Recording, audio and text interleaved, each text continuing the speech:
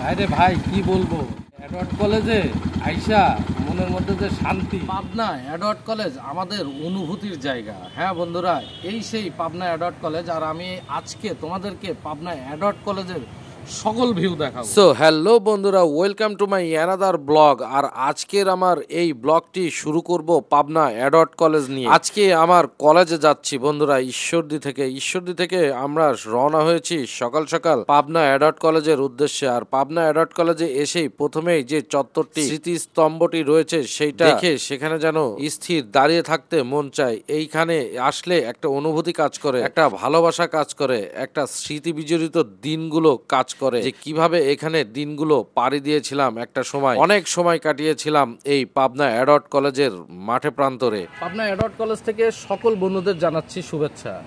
আমি আজকে পাবনা এডওয়ার্ড কলেজে এসেছি, আর নিজের সেই পুরাতন স্মৃতিগুলা মানে আমার ভিতরে ধাবিত হলো আজকে, যে এই স্মৃতি, এই পাবনা এডওয়ার্ড কলেজের যে স্মৃতিগুলা, আমি 2014 সালে এডওয়ার্ড কলেজ থেকে মানে পড়াশোনা শেষ করছি, এইখান থেকে মাস্টার্স কমপ্লিট করছি। তবে আমি কিন্তু প্রথম এমবিএ ব্যাচ, আমরাই প্রথম এমবিএ ব্যাচ 2014 সালে। তো মোটামুটি আল্লাহ কপালে লিখে রেখেছিল, তো এমবিএটা মানে ন্যাশনাল ইউনিভার্সিটির আন্ডারে করেছি। এই সেই আমার কলেজ, আমি এখানে অনেক আড্ডা দিয়েছি।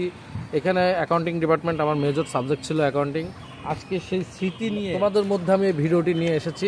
ভালো লাগলে অবশ্যই শেয়ার করে দেবে। এই ভিডিওগুলো শেয়ার করবে বেশি বেশি। কিসের জন্য?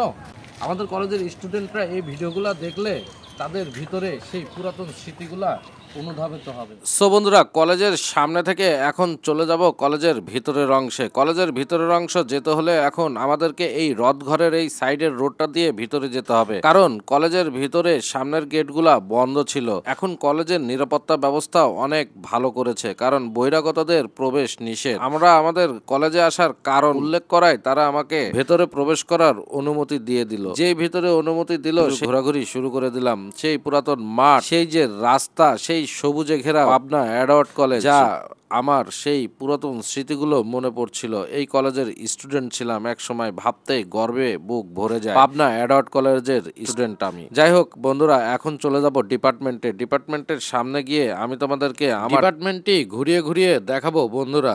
তবে ডিপার্টমেন্টে যাওয়ার আগে আমাদেরকে পরপর দুইবার আনসার সদস্যের সামনে গিয়ে কৈফিয়ত দিতে হয়েছে, কারণ তারা নিরাপত্তার দায়িত্বে রয়েছে। আমরা আমাদের এডওয়ার্ড কলেজের আসার নির্দিষ্ট কারণ বর্ণনা করায় তারা আমাদেরকে যাওয়ার অনুমতি আবারও দিয়ে দিল। তাই আমরা সরাসরি আর কথা না বলে দ্রুত রওনা হয়ে গেলাম ডিপার্টমেন্টের দিকে যাওয়ার সময় আমরা দর্শন বিভাগ, সমাজবিজ্ঞান বিভাগ, অর্থনীতি বিভাগ পাড়ি দিয়ে আমরা সরাসরি চলে আসলাম হিসাব বিজ্ঞান বিভাগের সামনে। সব ডিপার্টমেন্ট পাড়ি দিয়ে আমরা চলে এসেছি আমাদের কাঙ্ক্ষিত সেই হিসাব বিজ্ঞান বিভাগ, এবং এই হিসাব বিজ্ঞান বিভাগের সামনে এখন আমি দাঁড়িয়ে আছি। অ্যাকাউন্টিং ডিপার্টমেন্টের স্টুডেন্ট ছিলাম ভাই, বিশ্বাস করেন অনেকদিন পরে আইছি। খুব ভালো লাগতেছে, অসাধারণ ডিপার্টমেন্ট। এই 3 তলায়, ওই 2 তলা থেকে সার্টিফিকেট নিয়েছি,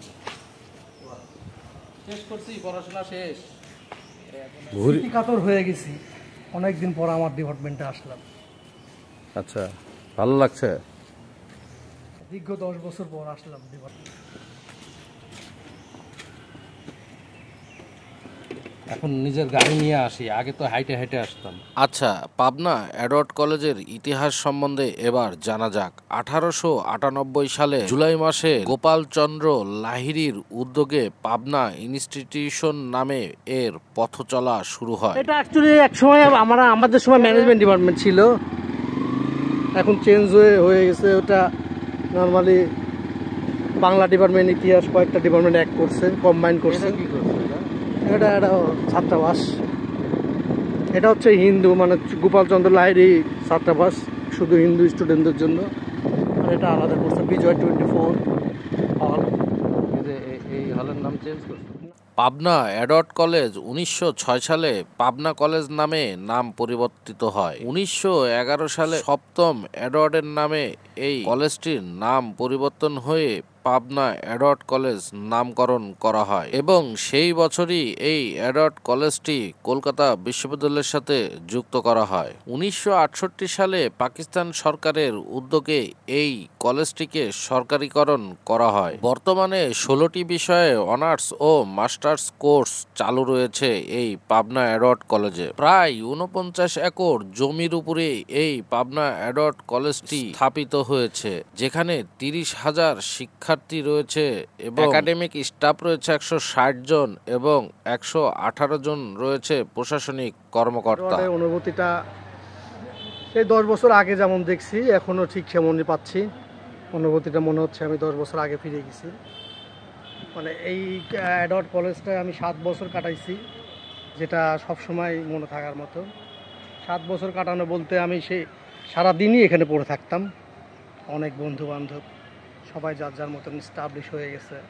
কেউ পাবনায় থাকে, কেউ দেশের বাইরে থাকে, কেউ ঢাকায় থাকে। সবাই সারা দেশে ছড়িয়ে ছিটিয়ে আছে, বাইরে আছে।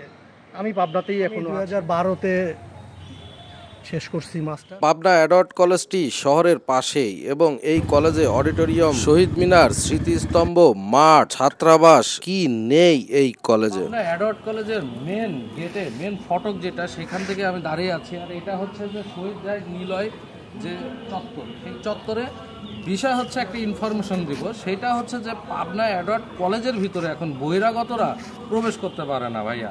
এটা একটা খুবই ভালো সিদ্ধান্ত হয়েছে।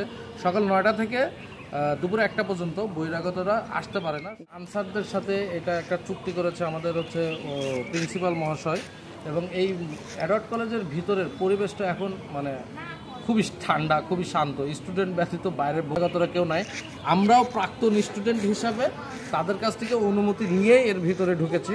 সামনে একটা ঠাডা চত্বর আছে, আমি সেখানেও তোমাদের নিয়ে যাব। সো লেটস গো বন্ধু। শহীদ মিনার এবং স্মৃতিস্তম্ভ ঘুরে শেষ করে মাঠ পরিদর্শন করে আমরা ঠাডা চত্বরে যাচ্ছিলাম রসায়ন বিভাগের সামনে দিয়ে। বন্ধুরা দেখতে পাচ্ছেন সেই পুরাতন আমলের বিল্ডিং গুলো এখনো মাথা উঁচু করে দাঁড়িয়ে আছে। আর সেই ঠাডা চত্বরের সেই গাছটি আর নাই, কারণ ঠাডা চত্বরের গাছটি নাকি বন্ধুমুখে শুনলাম নিলামে বিক্রি করে দিয়েছে কলেজ কর্তৃপক্ষ মাত্র 9,000 টাকায়। যেই ঠাডা চত্বরের গাছটি ক্রেজ ছিল, মানুষ এসে ভিডিও করছে, সেই গাছটি এখন আর নাই। যাই হোক বন্ধুরা, ভিডিওটি আজকে এই পর্যন্তই। ভিডিওটি ভালো লাগলে অবশ্যই শেয়ার করে দেবেন। আসসালামু আলাইকুম।